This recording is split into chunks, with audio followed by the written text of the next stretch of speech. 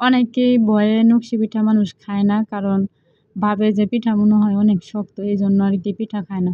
কিন্তু বিশ্বাস করেন একদম নরম। আমার পিঠাগুলো উম মানে ধরতেই ভেঙে যায় এরকম নরম। ভাজতে মানে ভেজে তেল থেকে উঠানোর সময় পিঠাগুলো ভেঙে যায়। এত পরিমাণে সুন্দর ভিতরে একদম নরম আর একদম পাতলা। পাতলা বলতে কি ওজন কম এরকম। চিকনের সাইজের কথা বলতেছি না, মানে ওজনের কথা বলতেছি।